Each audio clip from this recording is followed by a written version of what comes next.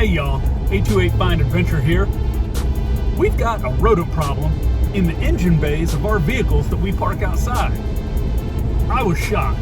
I've never had to deal with this before in my entire life in this area.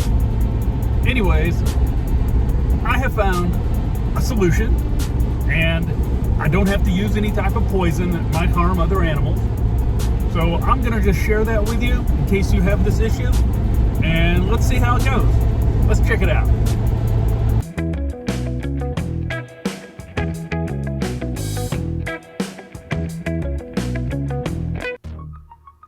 So when I got my wife's car back from service, I always take it home, open the hood, and check under it to make sure everything is, is correct. The dipstick's put back in the engine, the caps are tight. And while I was looking through the engine bay, I noticed this furry ball type thing behind the engine next to the firewall. And what it was some sort of rodent had made a nest behind the engine on top of the transmission right next to the firewall. And this nest was really intricate. There was nothing in it. I didn't know if there was going to be mice or whatever living in it. But anyways, so I cleaned it out, and what they had done was take the blanket that's used, I guess, for heat or noise transfer that's on top of the transmission and chewed a big hole in it and made a nest out of it. I was very lucky. They did not chew any wires. The wires were just fine. They're just a little more exposed than before. So I cleaned up the mess, and this is my solution. My solution was to get a ultrasonic rodent deterrent that goes in the engine bay and connects to your battery. It's a pretty decent item. It's well made. I bought 2 of them, 1 for each vehicle. I'm going to show you the installation on my Toyota Tundra, but I did go ahead and install one on the Subaru Legacy as well. It's the same installation. You just have to find a really good spot to hook it up. I used a heavy-duty Velcro to stick it to the firewall or the engine compartment, should I say. This rodent deterrent is very well made. It has an on-off switch, some strobe lights, and also puts out an ultrasonic sound that the rodents can hear, but you cannot. So this is what you get. You get a harness that's 54 inches long. I've covered it with a little protective sheath so it doesn't get scratched up rubbing against the sheet metal. Comes with some zip ties, some directions, and the little module right there. So let's go install it. So let's go get all the stuff together here. I've got the harness. I've got my cutters, some zip ties, and my wrench for the battery. I've got some rubbing alcohol to clean the fender well where I'm going to stick it. And what on earth is that noise? Wow, that is a big plane. All it does is connect to these battery terminals, and then you can run the harness back behind here. I think I'm going to place it right back in here. I think that should be enough for a strobe and the little sound that I can't hear. Anyways, let's get to it. One thing you want to check, even though the harness is 54 inches long, you want to make sure you have adequate length. So these are the 2 wires. You got the positive and the negative to go to the battery.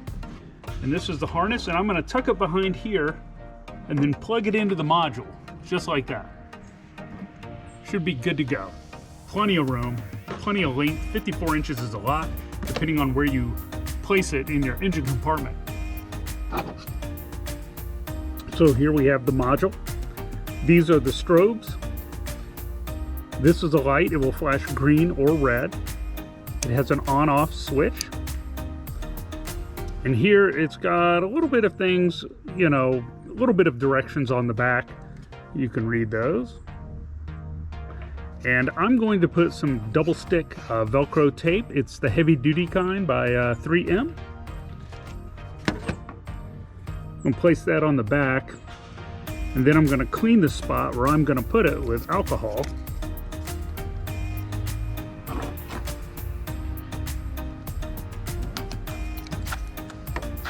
Just like that.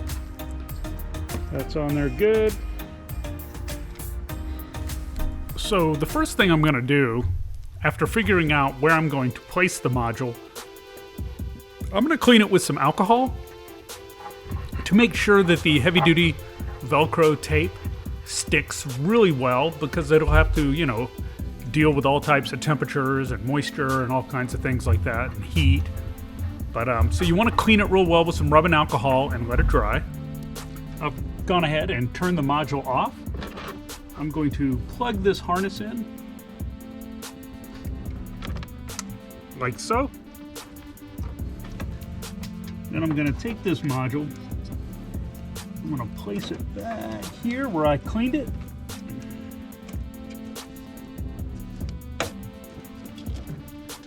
Then I'm going to hide this harness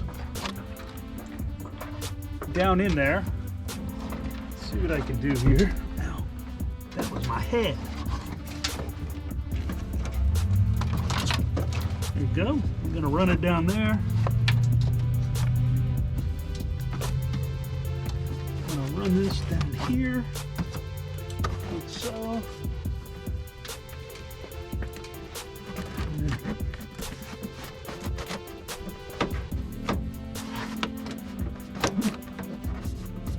Run that down behind the fuse box. And then I have plenty of room here to run my 2 wires. And this also enables mechanics or whoever might be changing out your battery or messing with the fuse box to do some investigation into it if there's a problem. But there won't be. These are pretty easy. I already put one on my wife's Subaru Legacy. It works great. It doesn't drain the battery. Does a great job. So let's go ahead and get this hooked up.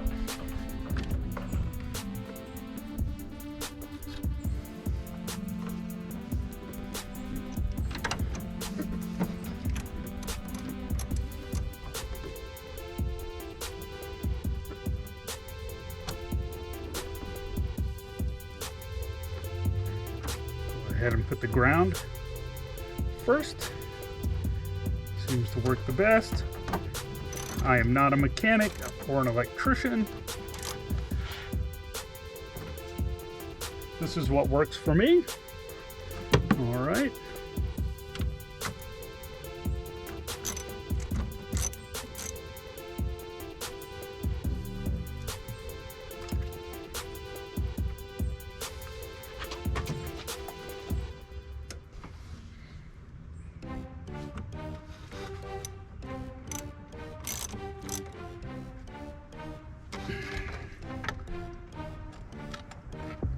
I have just enough room. It's like perfect. Still got some slack in it. It's like perfect. There we go. Now let's turn it on.